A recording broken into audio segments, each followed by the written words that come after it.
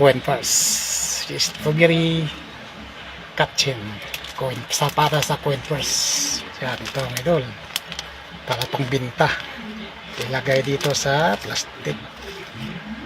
Yan.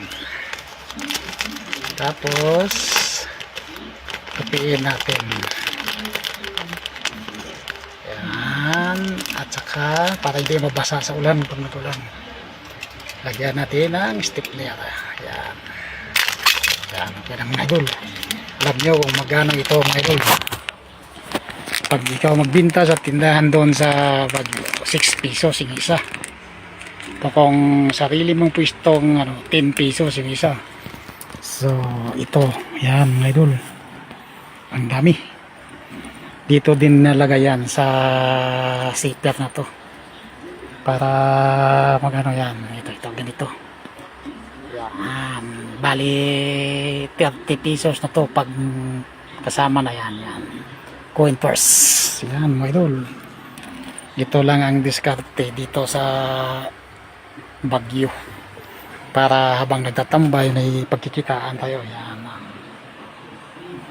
ginawa ni Mrs. yan. Ako ang taga lagay ng ganito, lagay natin sa plastic para hindi siya pag nag-ulan hindi siya mabasa. Yan, ito.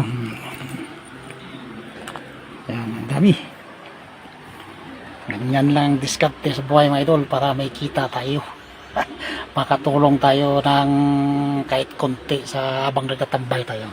So mga idol, let's go. Tayo, yan, coin purse. Coin purse. Ito, nilalagay ito mga idol. Nilalagay ito sa susian ng truck, pwede sa lagay ng barya, at saka sa bag, shoulder bag. Yun, strawberry kitchen purse. Yan, dito din nilalagay dito sa yan, diskarte lang sa buhay para may kita tayo. So my idol, God bless us all. Ingat tayo lagi. Pag napadaan to ang video ko sa wall nyo, isang like, follow, share, comment mga idol para updated ka sa new videos. Sa new viewers, pag hindi ka pa kapalo, pakipalo na rin. Have a good day.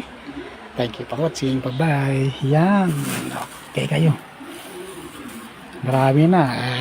6 pesos yung isa. Pag nakagawa ka 1 bilyon, may 6 billion ka rin. Kung tag 10, may 10 billion ka rin. Okay kayo. So, my idol, bye-bye.